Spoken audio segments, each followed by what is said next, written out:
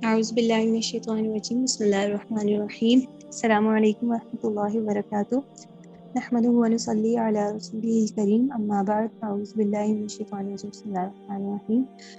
آج ہم سیدہ اسماء بنت ابو بکر رضی اللہ عنہا کے بارے میں پڑھنے والے ہیں۔ تو بھی ہمارے لیے ایک رول ماڈل ہیں، ہم دیکھیں گے کہ انہوں نے اپنی ساری زندگی کس طرح سے گزاری ہے اور ہم ان سے کیا کیا سیکھ سکتے ہیں۔ سٹارٹ کرتے ہیں۔ رب اشرح لي صدري ويسر لي امري واحلل عقدة من لساني يفقهوا قولي رب زدني علما اللهم فقهنا في الدين۔ سیدہ اسماء بنت ابو بکر رضی اللہ عنہا۔ آج ہم اس گلشن میں ایک ایسی گراں قدر کلی کا تذکرہ کرنے کی سعادت حاصل کر رہے ہیں کہ جس کی سیرت کا تذکرہ رہتی دنیا تک دلوں کو پاکیزہ کرتا رہے گا اور کانوں میں رس کھولتا رہے گا۔ اگر اس جلیل القدر صحابیہ کے تمام تر فضائل و مناقب ایک جملے میں بیان کیے جائیں تو یوں کہا جائے گا وہ سیدنا ابو بکر صدیق رضی اللہ عنہ کی بیٹی سیدہ اسماء رضی اللہ عنہا ہے۔ ان کے لیے اتنا ہی اعزاز کافی ہے کہ وہ صدیق اکبر کی لخت جگر ہیں۔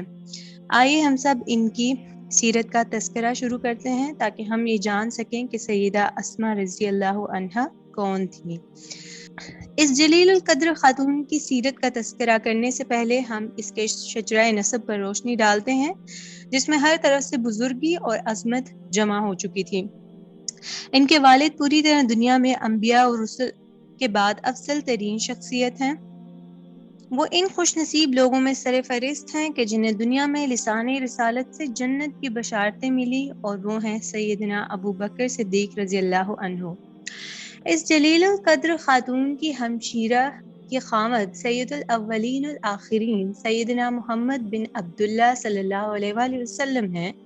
والد کی جانب سے ان کی ہمشیرہ ام المومنین سیدہ عائشہ صدیقہ رضی اللہ عنہا ہیں۔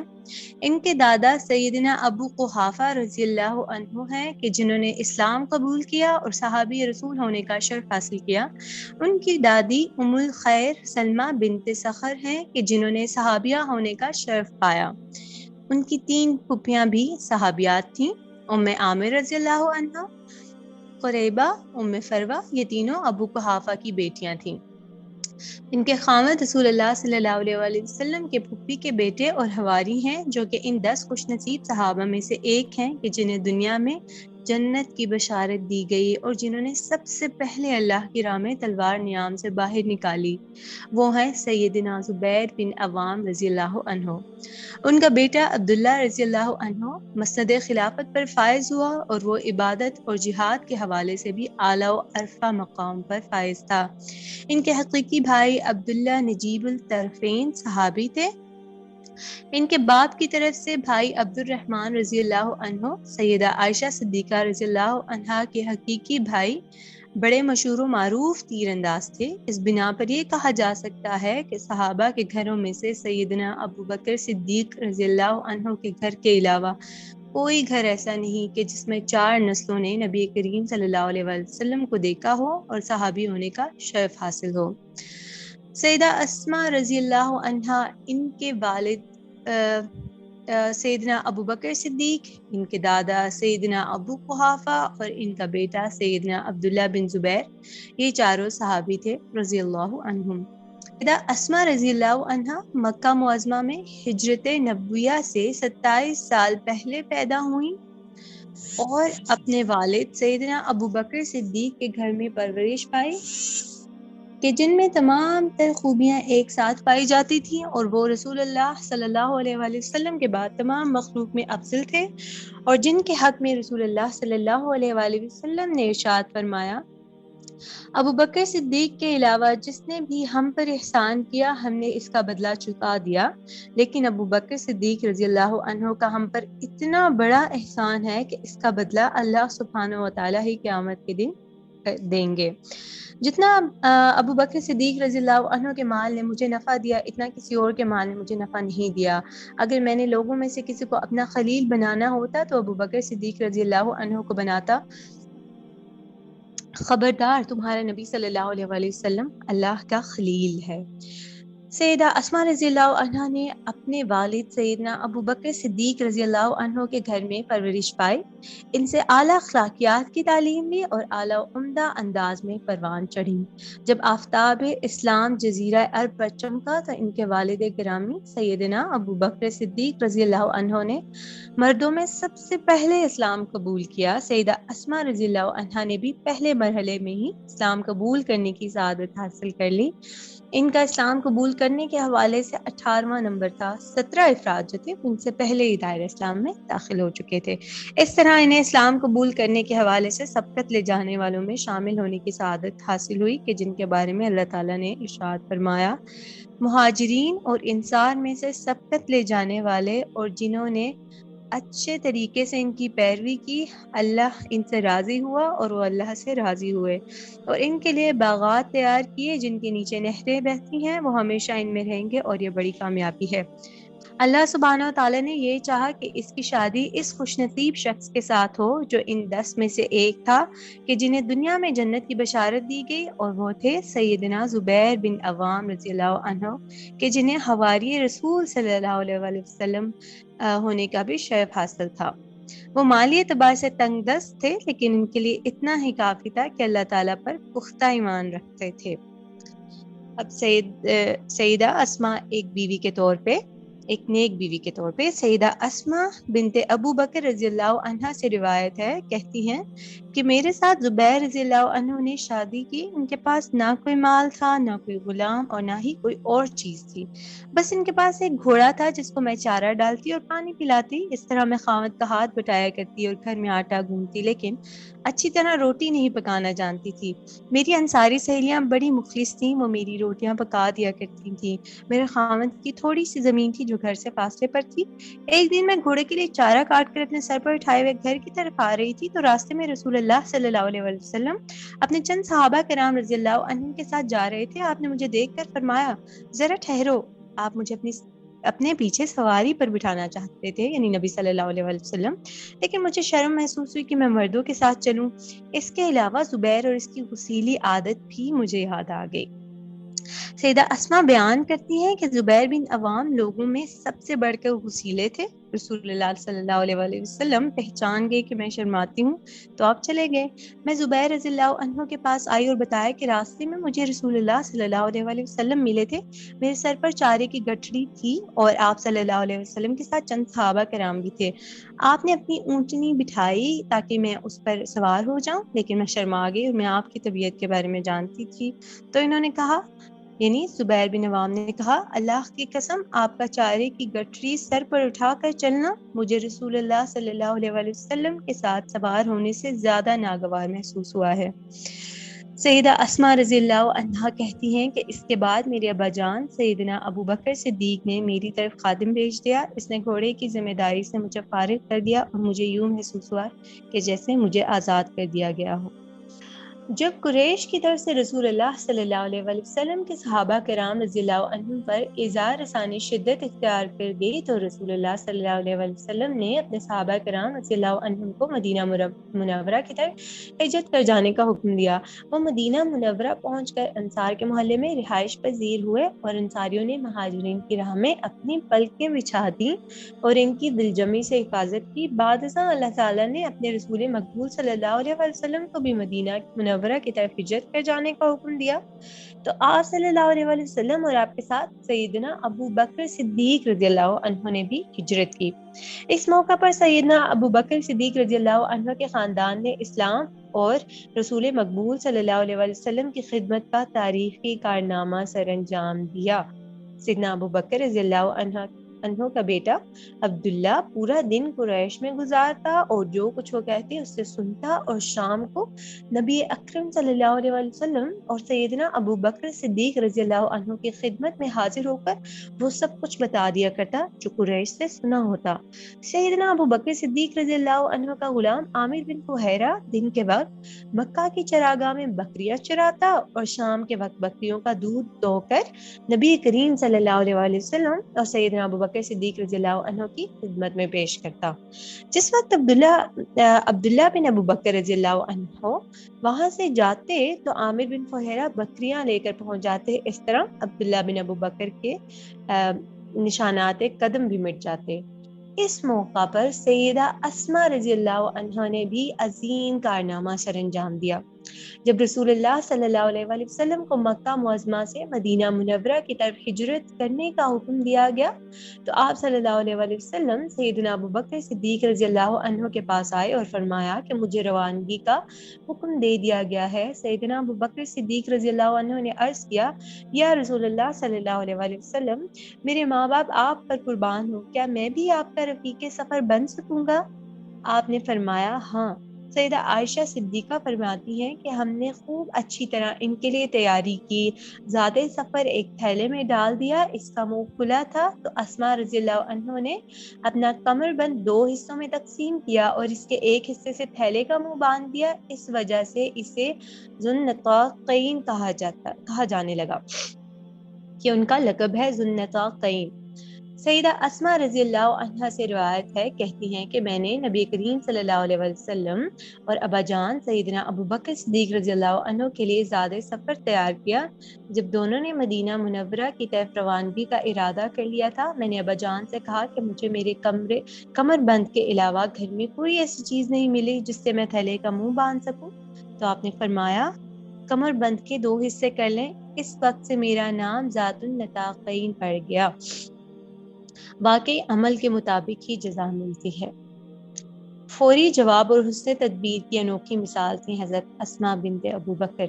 सैयदा अस्मा बिनते अबू बकर रज़ियल्लाहु अन्हा फरमाती हैं कि जब नबी करीम सल्लल्लाहु अलैहि वसल्लम मक्का मुअज़्ज़मा से सफ़रे हिजरत पर रवाना हुए तो सैयदना अबू बकर सिद्दीक रज़ियल्लाहु अन्हु ने घर में पड़े 5,000 दिनार अपने साथ ले लिए। इनके जाने के बाद मेरे दादा जान अबू कुहाफा मेरे पास आए और वो इस वक्त नाबीना हो चुके थे। उन्होंने हमें कहा, मेरे इस बेटे ने माल और जान के हवाले से तुम्हें मुसीबत में मुब्तला किया है, तुम्हारा क्या बनेगा? मैंने कहा, ऐसी तो कोई बात नहीं, वो हमारे लिए बहुत कुछ छोड़ गए हैं। वो कहती हैं कि मैंने संग्रेज़े उठाकर घर के सहन में एक गड़े में रखकर ऊपर कपड़ा दे दिया। दादा जान का हाथ पकड़कर कपड़े पर लगाया और उन्होंने कहा, देखिए दादा, वो हमारे लिए कितना बड़ा खजाना छोड़ गए हैं। तो उन्होंने कहा, अगर ये बात है तो फिर ठीक है। अब उनका सब्र और उनकी साबित कदमी। सैयदा अस्मा रज़ियल्लाहु अन्हा रसूलुल्लाह सल्लल्लाहु अलैहि वसल्लम के राज़ों को महफूज रखा करती थीं और उन्होंने हिजरत के राज को किसी सूरत भी अफशा नहीं किया, ख्वाह इन्हें कितनी मुसीबत से दो चार क्यों ना होना पड़ा। इब्न इसहाक़ कहते हैं कि मुझे सैयदा अस्मा रज़ियल्लाहु अन्हा के हवाले से बयान किया गया। वो फरमाती हैं कि अबू जहल चंद अफराद के साथ आया और इसने दरवाजे पर दस्तक दी। मैं बाहर निकली तो इसने पूछा, तेरा बाप कहाँ है? मैंने कहा, मुझे क्या पता, मैं नहीं जानती वो कहाँ है।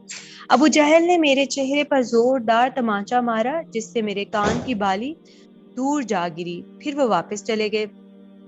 अबू जहल ने किस कदर हमाकत, जिल्लत और कमीनगी का सबूत दिया कि एक औरत पर हाथ उठाया। ये बड़े लोगों की अलामत नहीं होती, क्योंकि कमीना वस्फ की इस किस्म की घटिया हरकत कर सकता है। आप जरा तसव्वुर कीजिए कि सैयदा अस्मा रज़ियल्लाहु अन्हा ने किस कदर जुर्रत, शुजाअत और हौसले का सबूत दिया। हिजरत की इब्तिदाई रातों को, जो कि नबी करीम सल्लल्लाहु अलैहि वसल्लम और सैयदना अबू बकर सिद्दीक रज़ियल्लाहु अन्हु ने गारे सौर में गुजारी, ये अजीमुल मर्तबत और बुलंद हौसला खातून हर रात गुप्त अंधेरा होने के बावजूद अकेली खाना लेकर खौफनाक और पुरखतर रास्ता पर चलती हुई सौर पहाड़ी पर चढ़ती हुई गार में पहुंचती। इन दिनों ये हालतें हमल में भी थीं और रास्ता भी खतरनाक था। मुशरिकीन के जासूस भी चारों तरफ फैले हुए और घात लगाए हुए थे, लेकिन अल्लाह सुब्हान व तआला ने इनकी हिफाजत की और इन्होंने अपनी जिम्मेदारी को कमाल जुर्रत और शुजाअत के साथ पूरा किया। अब उनका पहला बच्चा, जिसने दारुल हिजरत में जन्म लिया। जब हबीबे किब्रिया सैयदना मोहम्मद मुस्तफ़ा सल्लल्लाहु अलैहि वसल्लम ने अपने अहले खाना को लाने के लिए किसी को मक्का मुअज़्ज़मा भेजा तो सैयदा अस्मा रज़ियल्लाहु अन्हा ने भी हिजरत की, हालांकि वो इस वक्त हालत हमल में थीं। सैयदा अस्मा बिनते अबी बकर रज़ियल्लाहु अन्हु से रिवायत है, फरमाती हैं कि जब मैं हिजरत کر کے سفر پر روانہ ہوئی، ہجرت کے سفر پر روانہ ہوئی، تو اس وقت تقریباً میرے حمل کے دن پورے ہو چکے تھے۔ میں مدینہ منورہ پہنچ کر قبا بستی میں رہائش پذیر ہوئی اور وہاں میں نے عبداللہ کو جنم دیا۔ اسے لے کر میں نبی کریم صلی اللہ علیہ وآلہ وسلم کے پاس آئی۔ نبی کریم صلی اللہ علیہ وآلہ وسلم نے اسے اپنی گود میں لیا، پھر ایک کھجور منگوائی اور اسے چبا کر اس کی گھٹی دی۔ اس طرح میرے بیٹے عبداللہ کے پیٹ میں جو چیز سب سے پہلے داخل ہوئی وہ رسول اللہ صلی اللہ علیہ وآلہ وسلم کا لعاب مبارک تھا۔ پھر آپ نے اس کے حق میں برکت کی دعا کی۔ اس طرح میرے بیٹے کو اسلام میں پہلے نومولود ہونے کا شرف حاصل ہوا۔ بخاری شریف میں مزید یہ بھی مذکور ہے، سیدنا عبداللہ بن زبیر رضی اللہ عنہ کے پیدا ہونے پر تمام مسلمانوں کو بہت زیادہ خوشی ہوئی، کیونکہ یہ بات مشہور ہو چکی تھی کہ یہودیوں نے مسلمانوں پر جادو کر دیا ہے، اس لیے اب ان کے ہاں کوئی بچہ جنم نہیں لے گا۔ سیدنا عبداللہ بن زبیر رضی اللہ عنہ کی ولادت مسلمانوں کے لیے خیر و بھلائی کا باعث ثابت ہوئی۔ مسلمان ان کے پیدا ہونے پر بہت زیادہ خوش ہوئے اور اپنے لیے نیک شگون قرار دیا۔ سیدہ اسماء رضی اللہ عنہا بیان کرتی ہیں کہ میرا بیٹا عبداللہ رات کو عبادت اور دن کو روزہ رکھنے کا دلدار تھا، اس وجہ سے اس کا نام ہی مسجد کا کبوتر پڑ گیا تھا۔ علامہ بلازری نے سیدہ اسماء بنت ابو بکر رضی اللہ عنہ کی اولاد کا تذکرہ کرتے ہوئے ذیل نام بیان کیے ہیں۔ ان کی اولاد کے کیا کیا نام تھے؟ درذیل نام تھے عبداللہ، عروہ، منذری، عاصم، ام حسن اور عائشہ۔ سیدہ اسماء رضی اللہ عنہ کی سخاوت کے بارے میں دیکھتے ہیں۔ اللہ سبحانہ و تعالیٰ نے اسماء بنت ابو بکر رضی اللہ عنہ میں خیر و بھلائی، نیک اعمال کرنے کا جذبہ اور دانش مندی جیسی خوبیاں ایک ساتھ جمع کر دی تھیں، جو کہ بہت کم لوگوں میں پائی جاتی ہیں۔ سیدہ اسماء رضی اللہ عنہ کی جود و سخا کی مثال دی جاتی تھی۔ محمد المنقدر کہتے ہیں کہ سیدہ اسماء بنت ابو بکر رضی اللہ عنہ سخاوت کی پیکر تھیں۔ قاسم بن محمد سے روایت ہے کہ میں نے عبداللہ بن زبیر رضی اللہ عنہ سے سنا، وہ فرماتے ہیں کہ میں نے سیدہ عائشہ صدیقہ اور سیدہ اسماء رضی اللہ عنہ سے بڑھ کر کسی عورت کو سخی نہیں دیکھا، لیکن ان دونوں کی سخاوت کا انداز مختلف تھا۔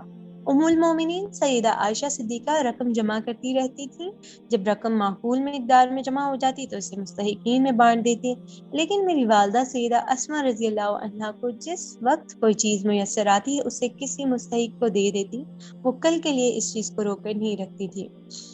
فاطمہ بنت منظر سے روایت ہے، کہتی ہیں کہ سیدہ اسماء رضی اللہ عنہ جب بیمار ہوتی تو اپنے تمام غلاموں کو آزاد کر دیتی تھیں۔ سیدنا زبیر بن عوام رضی اللہ عنہ کے مالی اعتبار سے تنگ دست ہونے کے باوجود سیدہ اسماء رضی اللہ عنہ بڑی سخی تھی۔ وہ اپنی بیٹیوں اور اہل خانہ سے کہا کرتی تھی، خرچ کیا کرو، صدقہ کیا کرو، زیادہ مالیت کا انتظار نہ کیا کرو۔ اگر تم نے زیادہ مالیت کا انتظار کیا تو مال و دولت میں اضافہ نہ ہوگا، اور اگر تم صدقہ کرو گی تو مال کبھی ختم نہیں ہوگا۔ سیدہ اسماء رضی اللہ عنہ سے روایت ہے، کہتی ہیں کہ میں نے عرض کی، یا رسول اللہ، کیا جو مجھے زبیر رضی اللہ عنہ دیتے ہیں اسے اللہ کی راہ میں صدقہ کر دیا کروں؟ آپ صلی اللہ علیہ وسلم نے فرمایا، صدقہ کر دیا کرو، سنبھال کر اپنے پاس نہ رکھا کرو، ورنہ تجھے بھی سنبھل کر ہی دیا جائے گا۔ اس کا مطلب یہ ہے کہ بخل نہ کیا کرو، ورنہ تجھے دینے میں بھی بخل سے کام لیا جائے گا۔ سیدہ اسماء رضی اللہ عنہ اللہ کی راہ میں خرچ کرتے ہوئے سخاوت کا انداز اپناتی، اور انہوں نے حبیب کبریا سیدنا محمد مصطفیٰ صلی اللہ علیہ وسلم کی وصیت کو زندگی بھر فراموش نہیں کیا۔ سیدہ اسماء بنت ابو بکر رضی اللہ عنہ عبادت اور اطاعت الہی کے اعتبار سے بڑے بلند مقام پر فائز تھیں۔ وہ صدیق اکبر رضی اللہ عنہ کی بیٹی تھی، جو نبی کریم صلی اللہ علیہ وسلم کے صحابہ کرام میں ہر خیر و بھلائی کے کام میں سب پر فوقیت رکھتے تھے۔ سیدہ اسماء رضی اللہ عنہ عبادت گزاری کے ساتھ ساتھ اللہ تعالیٰ کے خوف کی خوگر بھی تھیں۔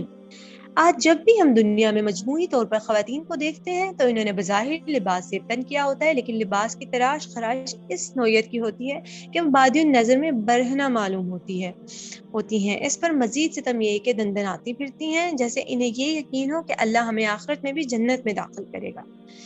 سیدہ اسماء رضی اللہ عنہا روزے دار، عبادت گزار اور اللہ کے خوف کی خوگر تھیں۔ ان کے خاوند زبیر بن عوام رضی اللہ عنہ بیان کرتے ہیں کہ میں اسماء رضی اللہ عنہ کے پاس گیا تو وہ نماز میں کھڑی یہ آیت پڑھ رہی تھی، تو اللہ نے ہم پر احسان کیا اور ہمیں جھلسا دینے والے عذاب سے بچا لیا۔ اس طرح وہ اللہ تعالیٰ سے پناہ مانگ رہی تھی۔ میں اٹھ کھڑا ہوا، بازار چلا گیا اور دیر تک باہر رہا۔ جب واپس گھر آیا تو وہ نماز میں مشغول روتے ہوئے اللہ تعالیٰ سے پناہ مانگ رہی تھی۔ اتنی نیک اور عبادت گزار خاتون تھی وہ۔ اب ان کی صلہ رحمی سیدنا عبداللہ بن زبیر رضی اللہ عنہ سے روایت ہے، کہتے ہیں کہ قرآن کی ایک آیت اسماء رضی اللہ عنہ کے بارے میں نازل ہوئی۔ سیدہ اسماء رضی اللہ عنہ کی والدہ کا نام قتیلہ تھا۔ وہ ایک دفعہ اپنی بیٹی اسماء رضی اللہ عنہ کے پاس بہت سے تحائف لے کر آئیں۔ چونکہ اس نے اسلام قبول نہیں کیا تھا تو انہوں نے اپنی والدہ سے اس وقت تک تحائف قبول نہ کیے جب تک اس کے بارے میں نبی کریم صلی اللہ علیہ وسلم سے پوچھ نہیں لیا۔ اس موقع پر اللہ تعالیٰ نے یہ آیت نازل کی، اللہ تمہیں اس بات سے نہیں روکتا کہ تم ان لوگوں کے ساتھ نیکی کرو اور انصاف کا برتاؤ کرو کہ جنہوں نے دین کے معاملے میں تم سے جنگ نہیں کی ہے اور تمہیں تمہارے گھروں سے نہیں نکالا۔ اللہ انصاف کرنے والے کو پسند کرتا ہے۔ صحیح بخاری اور صحیح مسلم میں مروی ہے کہ سیدہ اسماء رضی اللہ عنہ نے کہا، یا رسول اللہ، میری والدہ میرے پاس آئی ہیں اور وہ مجھ سے ملنے کی دلی رغبت رکھتی ہیں، کیا میں ان سے مل لیا کروں؟ آپ نے فرمایا، ہاں، اپنی امی سے مل لیا کریں۔ سیدہ اسماء رضی اللہ عنہ کی شخصیت کئی اعتبار سے منفرد دکھائی دیتی ہے۔ انہوں نے 100 سال عمر پائی لیکن ان کا ایک دانت بھی نہیں گرا تھا۔ اس عمر میں بھی ان کی عقل و دانش بالکل محفوظ تھی اور وہ اس عمر میں بھی بالکل درست رائے دیا کرتی اور نہایت عمدہ انداز میں گفتگو کیا کرتی تھیں۔ وہ عمر بھر جود و سخا، نیکی اور خیر و بھلائی کے کام سر انجام دیتی رہیں۔ سیدہ اسماء رضی اللہ عنہ اپنے خاوند سیدنا زبیر بن عوام رضی اللہ عنہ کے ہمراہ جنگ یرموک میں بھی شریک ہوئی۔ انہوں نے اس جنگ میں جرأت و شجاعت کا حیرت انگیز مظاہرہ کیا۔ خلفائے راشدین کے دور میں سیدہ اسماء رضی اللہ عنہ کو قدر و منزلت کی نگاہ سے دیکھا جاتا اور تمام خلفائے راشدین نے انہیں وہی مقام دیا جس کے وہ لائق تھیں۔ تمام خلفاء ان کے فضل و شرف کو جانتے تھے اور ان کی فوقیت کا اقرار کرتے تھے۔ سیدنا عمر بن خطاب رضی اللہ عنہ نے اپنے دور خلافت میں پہلے مرحلے میں ہجرت کرنے والی خواتین کے لیے 1000 ماہانہ وظیفہ مقرر کیا۔ ان میں سیدہ اسماء بنت ابوبکر رضی اللہ عنہ بھی تھی۔ ان میں سیدہ اسماء بنت امیس رضی اللہ عنہ اور سیدہ ام عبداللہ بن مسعود رضی اللہ عنہ کے نام بھی آتے ہیں۔ سیدہ اسماء رضی اللہ عنہ کی شخصیت میں ایک خوبی یہ بھی پائی جاتی تھی کہ وہ خوابوں کی تعبیر میں بڑی ماہر تھیں۔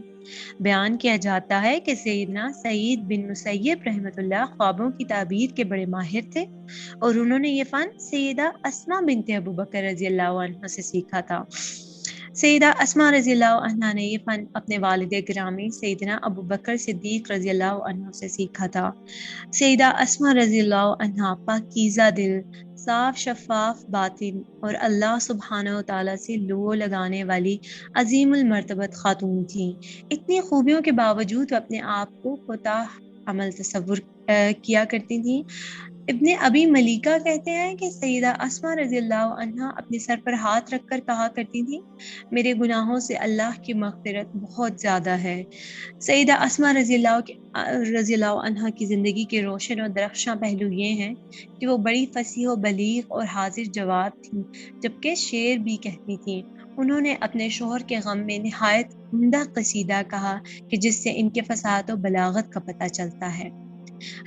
سیدہ اسماء رضی اللہ عنہ نے مدینہ منورہ میں اپنی ایمانی زندگی کے وہ خوشگوار دن بسر کیے کہ جن کے مقابلے میں ساری دنیا کی نعمتیں ہیچ ہیں۔ پھر اس کے بعد پہ در پہ غم لاحق ہونے لگے۔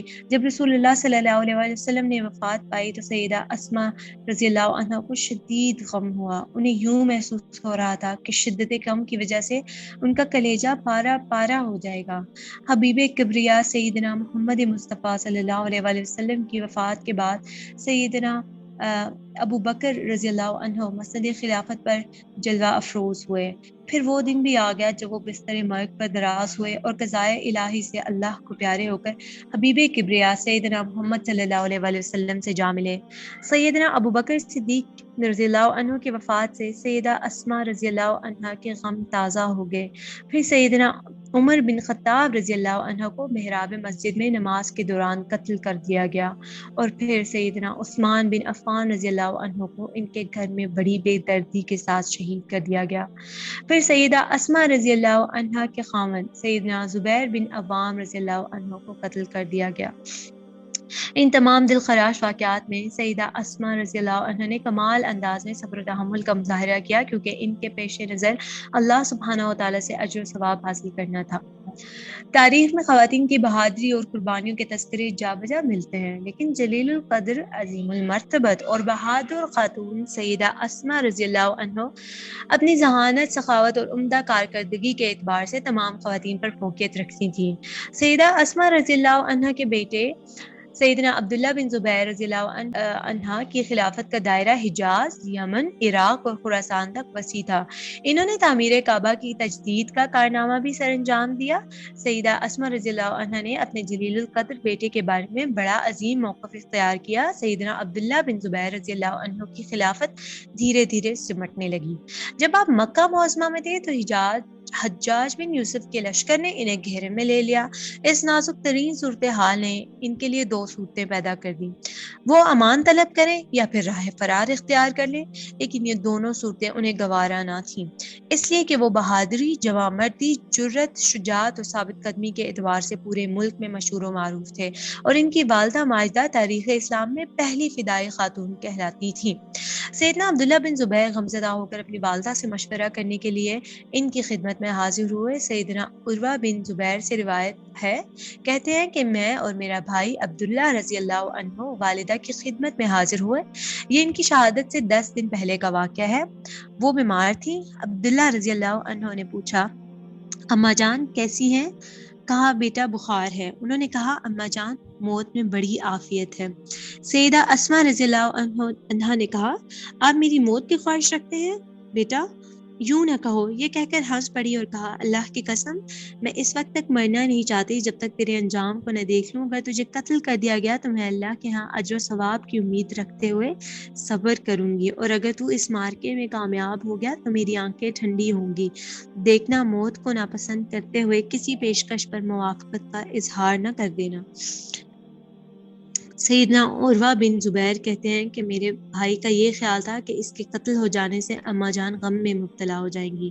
ایک روایت میں ہے کہ سیدنا عبداللہ بن زبیر اپنی والدہ سیدہ اسماء رضی اللہ عنہ کے پاس آئے اور عرض کی اماں جان لوگوں نے مجھے، میری اولاد اور میرے اہل خانہ کو رسوا کیا ہے، اب دفاع کا معمولی ساز و سامان باقی رہ گیا ہے، صبر کے علاوہ کوئی چارہ نہیں، اگر میں مقابلے سے دستبردار ہو جاؤں تو وہ لوگ مجھے منہ مانگا دنیا کا مال و متاع دینے کے لیے تیار ہیں۔ اماں جان آپ کی کیا رائے ہے؟ میں ان حالات میں کیا کروں؟ سیدہ اسماء رضی اللہ عنہ نے فرمایا بیٹا اللہ کی قسم آپ اپنے بارے میں خوب اچھی طرح جانتے ہیں کہ آپ کو ان حالات میں کیا کرنا چاہیے، میری رائے پوچھتے ہو تو سنو۔ اگر تم حق پر ہو تو ڈٹے رہو، ذرا سوچو تیرے کتنے ساتھی قتل کر دیے گئے ہیں، اگر تم دنیا چاہتے ہو تو تجھ سے برا کوئی نہیں ہوگا، اس صورت میں تو نے اپنے آپ کو بھی تباہ کر دیا اور اپنے ان ساتھیوں کو بھی جو کہ اس راہ میں قتل ہو گئے۔ اگر تم یہ کہتے ہو کہ میں تو حق پر ہوں مگر میرے ساتھیوں میں بزدلی پیدا ہوگی اور میں کمزور ہو گیا، بیٹا ایسی باتیں آزاد مردوں اور دیندار لوگوں کو زیب نہیں دیتی۔ اماں جان کی یہ باتیں سن کر عبداللہ بن زبیر رضی اللہ عنہ قریب ہوئے، اماں جان کے سر کا بوسہ لیا اور کہا اماں جان میری بھی یہی رائے ہے، میں تو صرف آپ کی رائے لینا چاہتا تھا، آپ کی ایمان افروز اور ولولہ انگیز باتوں نے میری بصیرت میں اضافہ کر دیا۔ اماں جان میں جام شہادت نوش کر لوں تو اللہ کے فیصلے کی بنا پر آپ زیادہ غم نہ کرنا، تیرے بیٹے نے کبھی کوئی برائی نہیں کی، کوئی بے حیائی کا کام نہیں کیا، نہ ہی کسی مسلمان یا ذمہ پر اس نے ظلم و ستم کا ارادہ کیا۔ بخدا میں یہ باتیں اپنے تزکیہ نفس کے حوالے سے نہیں کر رہا، صرف اپنی والدہ کو دلاسا دینے کے لیے کہہ رہا ہوں تاکہ میری والدہ میرے بارے میں مطمئن رہے۔ سیدہ اسماء رضی اللہ عنہ نے کہا میں تیرے بارے میں خوش اسلوبی سے صبر و تحمل کا دامن تھامے رکھوں گی۔ جاؤ اللہ کے حوالے، جو اللہ کو منظور ہوگا میں اس پر راضی ہوں، آپ اپنا فرض پورا کریں۔ اما جان نے بیٹے کے حق میں یہ دعا کی، الہی میرے بیٹے پر اپنی رحمت کی برکھا برسانا، الہی میں نے اسے تیرے سپرد کیا ہے، الہی جو تو نے اس کے حق میں فیصلہ کیا ہے میں اس پر راضی ہوں، الہی مجھے میرے بیٹے عبداللہ کے بارے میں شاکرین اور صابرین کا اجر و ثواب عطا کرنا۔ سیدنا عبداللہ بن زبیر رضی اللہ عنہ نے اپنی والدہ کے سامنے اس اندیشے کا اظہار کیا کہ لوگ مجھے قتل کرنے کے بعد میری لاش کا مسئلہ کر دیں گے۔ اما جان نے اس موقع پر اپنے بیٹے کو دلاسا دیتے ہوئے فرمایا، بیٹا اس سے کیا فرق پڑتا ہے؟ جب مینڈے کو ذبح کر دیا جاتا ہے تو اسے کیا پرواہ کہ اس کے گوشت کو کس طرح کاٹا جاتا ہے۔ اس کے بعد عبداللہ بن زبیر اپنی والدہ کے قریب ہوئے اور ان کا ہاتھ پکڑ کر بوسہ دیا۔ والدہ نے گلے لگائے تو محسوس ہوا کہ اس نے زرہ پہن رکھی ہے۔ پوچھا، بیٹا یہ کیا پہن رکھا ہے؟ بیٹے نے جواب دیا، اما جان یہ زرہ ہے۔ اس کا پہننا والدہ کو ناگوار گزرا تو فرمانبردار بیٹے نے اسے اتار دیا اور قمیص کے نیچے ریشم کا جبہ پہن لیا اور اپنی جلیل القدر والدہ کو راضی خوشی الوداع کہا۔ اس موقع پر والدہ کو مخاطب کرتے ہوئے یہ شعر پڑھا، اسما اگر میں قتل کر دیا گیا تو آپ مجھ پر نہ رونا، میرا خاندان اور دین باقی ہے، اور قاطع تلوار کے سامنے میرا دایاں ہاتھ مانوس ہو گیا۔ سیدنا عبداللہ بن زبیر رضی اللہ عنہ شہید ہو کر زمین پر گر پڑے اور حجاج بن یوسف نے انہیں تختہ دار پر لٹکا دیا۔ جب حجاج نے سیدنا عبداللہ بن زبیر رضی اللہ عنہ کو قتل کر دیا تو وہ سیدہ اسما رضی اللہ عنہا کے پاس گیا اور کہنے لگا، اما جان امیر المومنین نے مجھے تلقین کی ہے کہ آپ کے پاس حاضری دوں، کوئی ضرورت ہو تو بتائیں۔ سیدہ اسما رضی اللہ عنہ نے جب حجاج کی یہ بات سنی تو انتہائی نفرت کا اظہار کرتے ہوئے فرمایا، ارے کمبخت، میں تیری ماں نہیں، میں تو اس کی ماں ہوں جس کو تو نے سولی پر لٹکایا ہوا ہے، جا دفع ہو جا، مجھے کوئی ضرورت نہیں، میں تجھے وہ بات بتاتی ہوں جو میں نے رسول اللہ صلی اللہ علیہ وآلہ وسلم سے سنی تھی۔ آپ صلی اللہ علیہ وآلہ وسلم نے فرمایا، بنو ثقیف میں ایک جھوٹا اور ایک ہلاک کرنے والا شخص پیدا ہوگا، جھوٹے کو تو میں نے دیکھ لیا، اس سے ان کی مراد مختار ثقفی تھا اور مہلک تم ہو۔ حجاج نے یہ سن کر کہا، میں منافقین کے لیے مہلک ہوں۔ ابو صدیق ناجی سے روایت ہے کہ حجاج بن یوسف سیدہ اسما کے پاس آیا اور انہیں کہا، تیرے بیٹے نے اللہ کے گھر میں الحاد کا ارتکاب کیا اور اللہ نے اسے دردناک عذاب چکھا دیا۔ انہوں نے کہا، تو جھوٹ بولتا ہے، میرا بیٹا روزے دار، عبادت گزار اور والدین کا فرما بردار تھا۔ ہمیں رسول اللہ صلی اللہ علیہ وسلم نے بتایا تھا کہ بنو ثقیف میں دو جھوٹے پیدا ہوں گے، دوسرا پہلے سے بدتر ہوگا اور وہ لوگوں کو کثرت سے ہلاک کرے گا۔ سیدنا عبداللہ بن عمر فرماتے ہیں کہ میں نے سیدنا عبداللہ بن زبیر کی لاش شہر کی ایک گھاٹی میں پڑی ہوئی دیکھی۔ قریش اور دیگر لوگ اس کے پاس سے گزرتے جا رہے تھے۔ جب عبداللہ بن عمر رضی اللہ عنہ وہاں سے گزرے تو افسوس کا اظہار کرتے ہوئے 3 بار یہ کہا، اے ابو خبیب، تجھ پر اللہ تعالیٰ کی سلامتی ہو۔ پھر 3 بار یہ کہا، اللہ کی قسم میں آپ کو اس راہ سے روکتا رہا۔ پھر یہ فرمایا، اللہ کی قسم میری معلومات کے مطابق تم روزے دار، شب زندہ دار اور صلہ رحمی کرنے والے تھے۔ پھر سیدنا عبداللہ بن عمر رضی اللہ عنہ وہاں سے چلے گئے۔ حجاج بن یوسف کو عبداللہ بن عمر کے موقف کا پتہ چل گیا اور جو کچھ انہوں نے کہا تھا اس کی بھی خبر ہو گئی۔ لاش یہودیوں کے قبرستان میں پھینک دی گئی۔ پھر اس نے عبداللہ بن زبیر رضی اللہ عنہ کی والدہ سیدہ اسما بنت ابو بکر رضی اللہ عنہا کی طرف پیغام بھیجا کہ وہ اس کے پاس آئے تو انہوں نے جانے سے انکار کر دیا۔ حضرت اسما نے اس نے دوبارہ پیغام بھیجا کہ وہ میرے پاس آئے، ورنہ میں ایسے شخص کو بھیجوں گا جو اسے بالوں سے پکڑ کر گھسیٹ کر میرے پاس لائے گا۔ سیدہ اسما رضی اللہ عنہ نے انکار کرتے ہوئے جوش و جذبے سے کہا، اللہ کی قسم میں از خود اس ظالم کے پاس نہیں جاؤں گی تاوقت یہ کہ وہ میرے پاس کسی ایسے شخص کو بھیجے جو مجھے بالوں سے پکڑ کر گھسیٹتا ہوا اس کمینے کے پاس لے جائے۔ حجاج نے جب یہ جواب سنا تو خود چھڑی پکڑ کر جوتا پہن کر ان کی طرف چل پڑا اور سیدہ اسما رضی اللہ عنہ کے پاس پہنچ کر کہا، دیکھ لیا کہ میں نے اللہ کے دشمن کے ساتھ کیا سلوک کیا؟ سیدہ اسما رضی اللہ عنہ نے اس کو یہ جواب دیا کہ تو نے اس کی دنیا خراب کر دی اور اس نے تیری آخرت برباد کر دی۔ حجاج بن یوسف کہنے لگا کہ مجھے یہ پتا چلا ہے کہ تو اسے ذات النطاقین کا فرزند کہہ کر پکارتی تھی۔ اور یہ خود جو ہے حضرت اسما ہے۔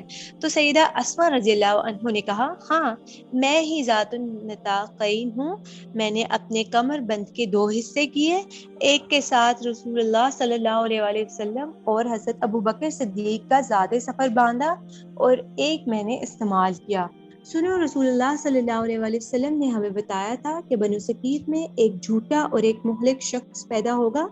جھوٹا تو ہم نے دیکھ لیا اور میرے خیال میں مہلک تو ہے۔ اس کے بعد حجاج نے سیدہ اسما کے ساتھ کوئی بات نہ کی اور نہ ہی کوئی جواب دیا۔ امام نووی رحمۃ اللہ علیہ تشریح کرتے ہوئے لکھتے ہیں کہ کذاب سے مراد مختار بن ابی عبید ثقفی ہے۔ وہ بہت جھوٹ بولا کرتا تھا۔ اس کا سب سے کبھی جھوٹ یہ تھا کہ وہ دعویٰ کیا کرتا کہ جبرائیل علیہ السلام اس کے پاس آتے ہیں۔ تمام علماء کا متفقہ فیصلہ ہے کہ کذاب سے مراد مختار بن ابی عبید ثقفی ہے اور مہلک سے مراد حجاج بن یوسف ہے۔ سیدہ اسما رضی اللہ عنہ نے اپنے بیٹے عبداللہ بن زبیر کے بارے میں صبر و جمیل کا مظاہرہ کیا اور اللہ تعالیٰ کے ہاں اجر و ثواب کی امید رکھی۔ منصور بن صفیہ اپنی والدہ سے روایت کرتے ہیں کہ سیدنا عبداللہ بن عمر رضی اللہ عنہ سے کہا گیا کہ اسما بنت ابو بکر رضی اللہ عنہ مسجد کے ایک کونے میں ہے۔ یہ اس وقت کی بات ہے جب عبداللہ بن زبیر کو سولی لٹکایا ہوا تھا، تو سیدنا عبداللہ بن عمر رضی اللہ عنہ ان کے پاس گئے اور فرمایا یہ لاشیں کوئی چیز نہیں، اصل میں روحیں تو اللہ کے پاس جاتی ہیں، اماں جان اللہ کا تقوی اختیار کرو اور صبر کرو۔ اسما بنت ابو بکر نے کہا میں کیا ہوں، اس دنیا میں تو اللہ کے نبی یحییٰ بن زکریا کا سر قلم کر کے بنی اسرائیل کی ایک فاحشہ کو پیش کیا گیا۔ واقعی سیدہ اسما بنت ابو بکر رضی اللہ عنہا ایک صابر و شاکرہ اور ثواب کی نیت رکھنے والی عظیم المرتبت خاتون تھیں۔ رحلت کا وقت۔ طویل عرصہ خوشیوں اور غموں کی ملی جلی زندگی بسر کرنے کے بعد وہ اپنے بیٹے عبداللہ بن زبیر رضی اللہ عنہ کی شہادت کے بعد بستر مرگ پر دراز ہوئی کہ جنت الفردوس میں پہلے جانے والے احباب کے پاس پہنچ گئیں۔ علامہ ابن سعد فرماتے ہیں سیدہ اسما رضی اللہ عنہا اپنے بیٹے کی شہادت کے چند دن بعد وفات پا گئیں۔ ان کے بیٹے کی شہادت 17 جمادی الاولیٰ 73 ہجری کو ہوئی۔ اس طرح ذات النطاقین سیدہ اسما بنت ابو بکر رضی اللہ عنہا تاریخ کے ماتھے پر نورانی سطریں رقم کرنے کے بعد اس دنیا فانی سے کوچ کر گئیں۔ اللہ تعالیٰ ان سے راضی اور وہ اپنے اللہ سے راضی۔ یہ تھی حضرت اسما بنت ابو بکر، اور امید ہے کہ آپ سب نے بھی اس سے کچھ نہ کچھ سیکھا ہوگا۔ وہ واقعی بہت جلیل قدر خاتون تھی اور ان کی زندگی ہمارے لیے ایک مکمل نمونہ ہے کہ انہوں نے شروع سے لے کے آخر تک کیسے اپنے مقام کو بلند رکھا، کیسے انہوں نے مستقل مزاجی اور ثابت قدمی کا مظاہرہ کیا۔ اللہ تعالیٰ ہمیں بھی ان کی طرح بننے، جیسے ان کا طریقہ تھا اس پر عمل کرنے کی توفیق عطا فرمائے۔ السلام علیکم ورحمۃ اللہ وبرکاتہ۔